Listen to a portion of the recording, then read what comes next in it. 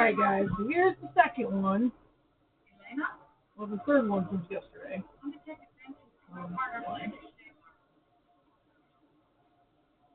This one is lichens, a survival food you can find almost anywhere. Alright. Lichens are a common wild edible. If you're not paying attention, you might miss them. They usually grow on trees and rocks and have a distinctive appearance similar to a flat leafy plant. However, they are a unique form of a plant related to the algae family. What makes lichens unique is that most algae require fresh water or salt water to survive and thrive. Hi, baby. Lichens are a terrestrial form of algae. See? That's what they are. I told you I never gave anyone a message like that. Lichens have been on Earth for billions of years. For many years, and are one of the oldest forms of life on the planet. Equally surprising is the fact that some lichens can be hundreds, if not thousands, of years old. These elder lichens typically grow on rocks, boulders, and cliff faces. Lichens that grow on trees are never older than the tree, but even then, some trees live for hundreds of years. Here's the dictionary definition of a lichen according to the U.S. Forest Service. Lichens are dual organisms consisting of a fungus and an alga or cyanobacterium. The fungus provides the alga with structure, protection, nutrients, and water absorbed from the atmosphere and the substrate. Example, soil, rotten logs, and tree roots. In return, the alga provides carbohydrates and photosynthesis for the fungus. No. Algae from the lichens grow independently of the fungus. But in the lichen form, the algae can inhabit more challenging environments when growing alone. I forgot to tell you this. I'm so sorry, you guys.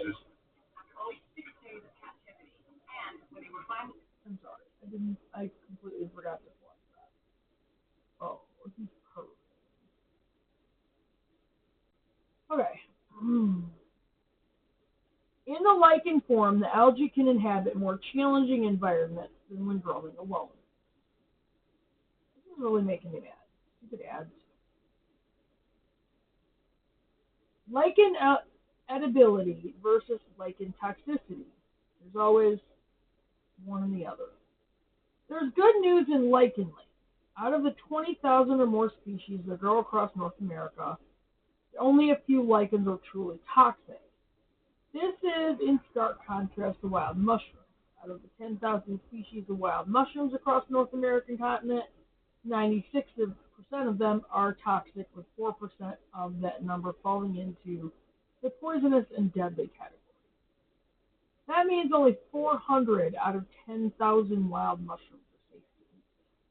The reason I won't grow mushrooms. I will get mushroom kits to grow them myself before I'll do anything. Lichens are largely benign and won't harm you. There are a few to watch out for. Any lichens that have a yellowish or orange color are toxic to varying degrees. Now,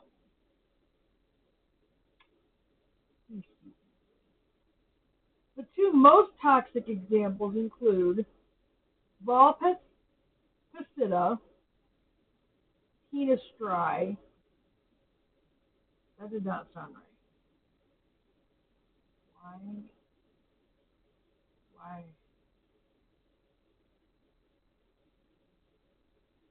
And the other is called Litheria vulpina, Vulpina. No.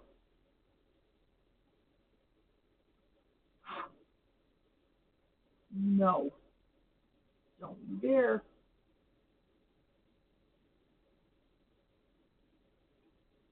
Their common names are the powdered sunshine lichen and wolf lichen. If you're not an expert on all lichen identification, just play it safe and stay away from the yellow and orange ones. So, what's a good lichen look like? The lichens that are safe to eat have a bluish to blue-green color. They can appear with all shades of these colors, such as these ones.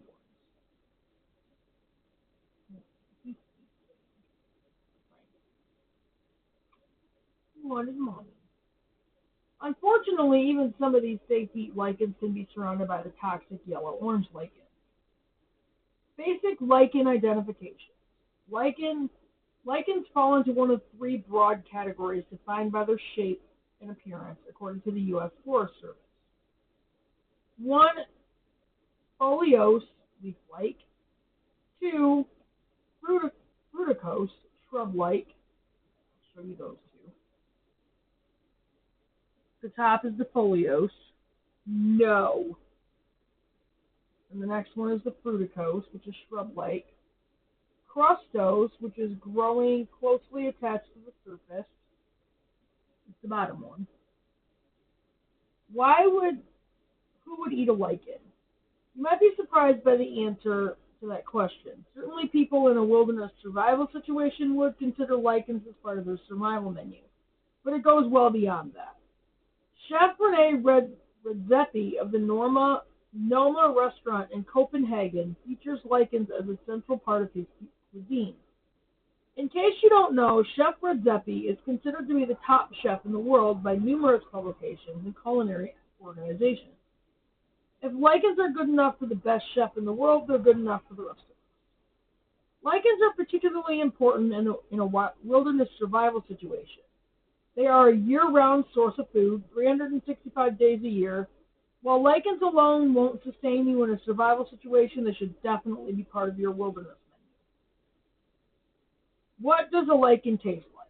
A raw lichen right off the tree or rock will have the consistency of a rubber inner tube, and many will taste highly acidic, if not downright astringent. That's not very encouraging, but there are some simple steps to make lichens palatable. The first step is to soak the lichens in vinegar for 30 minutes. Vinegar is a powerful antiseptic, and most lichens have had years and years to accumulate all matters of debris, microbes, and dust carried down the wind. The second step is to soak the lichens in numerous water changes. No. They're usually immersed in a bowl of cold water and held down with a plate. After 6 hours, the water is changed, and this is repeated until a little nibble doesn't taste bitter. A tablespoon of baking soda can also be added to neutralize the acids. No, stop it. The third step is to boil and shock the lichens. The lichens are gently boiled in the water for 10 minutes, and then removed with a slotted spoon in a bowl of ice water. The result is prepped lichens that are ready to eat as an ingredient in a soup, a topping for a wild green salad of dandelion and plantain leaves, tossed over pasta, or even quickly deep fried for lichen chips. We'll cover some of these recipes later on in the article. Another approach is a Japanese technique which involves gently boiling them with frequent water changes. This will result in a lichen that is quite gelatinous. In case you're wondering, gelatinous means slimy, similar to the slime you see when you boil okra or cactus. Gross. In fact,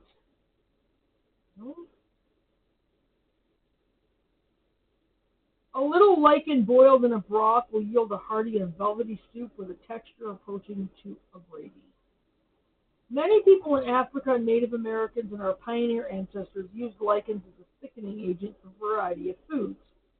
Pioneers used the gelatin from lichens to thicken not only soups, but as a replacement for gelatin in jams and jellies.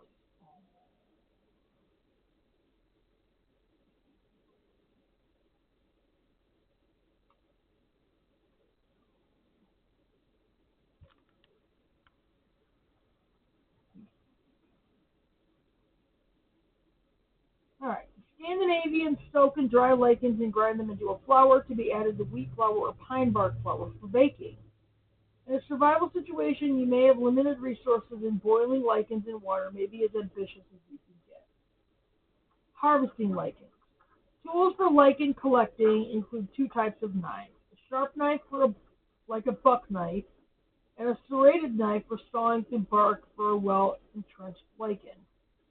A 1-gallon plastic Ziploc bag or two for carrying your lichens, and garden gloves is also important. In a survival situation, you can just pull them off the tree, but you might tear more than a few if you don't have a knife to cut them off the base. Older trees present the most lichens, and remember to look both at the base and above your head. To remove a lichen, gently grab the lichen by the edges and use your knife to find the root attached to the tree and cut it. You'll probably get some bits of bark, and they should be carefully removed when harvesting and again after soaking in the water. Lichens on rocks are easier to remove, but you may still need a knife to cut it loose. You also want to make sure you scrape away any bits of rock or sand from the back of the lichen. If you've ever eaten a sandy sandwich on the beach, you'll be sure to make sure the grit is gone. In a survival situation, you may only have water or at least boiling water to prepare any lichen. In this case, look for lichens growing on a tree and ideally under a large overhanging branch. It may have had less exposure to the elements in this kind of environment as opposed to lichens growing on rocks. Lichen nutrition facts. You may be surprised to learn that lichens are loaded with nutrients, minerals, and micronutrients. Lichens offer many of the benefits of a form of algae known as spirulina. Lichens also present vitamins like vitamin K, vitamin C, carbohydrates, and a decent calorie count based on size. Adding lichens to your other survival food gathering, like the internal layers of tree bark, is a good idea, especially when you consider that so many lichens grow on the external bark of trees. Lichen recipe, lichen ramen soup. Ingredients: 1 package of ramen noodles and the ramen broth seasoning, 2 cups of cold water, 3 1 cup of lichens that have been soaked in water changes to remove the acids and then cut into thin strips, 4 1 teaspoon of soy sauce or teriyaki sauce. Directions: it's important to soak the lichens in vinegar for 30 minutes and then put them through continuous water soaks and with water changes until the lichens lose their astringent taste as you go. You can also add baking soda to speed up the process. You then add the 2 cups of water to your saucepan and the ramen soup broth packet. Cut the lichens into strips, and once the water has come to a boil, add the noodles and the lichen strips. Pour into bowls and serve. Lichen pasta. Ingredients: 1 quart of cold water, 1 tablespoon of salt. I would use Redmond's real salt. 3, ouch, please don't do that again. 12 ounces of pasta like elbow macaroni or spaghetti. I would stay away from elbow macaroni because it is very starchy and really bad for you. 4 or 3 tablespoons of extra virgin olive oil. Okay, I wouldn't add that to your food unless you add it after it's cooked. Because remember, when you cook olive oil, it brings out carcinogens. 5, half a cup of grated Parmesan cheese. 1 cup of sliced lichens, and 7 1 tablespoon of parsley, oregano, or Italian. Directions: excuse me, baby. No. You stay off the table. Mommy said no. Prep the lichens with a 30-minute soak in vinegar, followed by soaking in water and changing the water every 6 hours. Using the lichens until the lichens lose their bitterness. Add a tablespoon of baking soda can speed up this process to neutralize the acids. Add the water and the salt to a pot and bring it to a boil, and add the pasta until al dente. Drain the pasta plate, toss with extra virgin olive oil, and then top with Parmesan cheese. Now you can get away with doing that. Lichens and then top with Parmesan cheese, lichens, and a sprinkle of your favorite herbs. 1 caution: whenever you harvest a lichen, get on the internet and identify the species. It's good to get some knowledge and experience before you find yourself lost in the woods. The good news is that they're not as dangerous from a toxic standpoint like mushrooms, but you never know. You should also not give them to children until an adult has tried it and has had no side effects. Okay, that was it. Or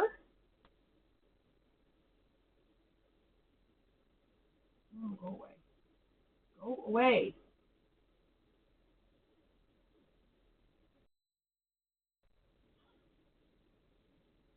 Here. Lichens, a survival food you can find almost anywhere.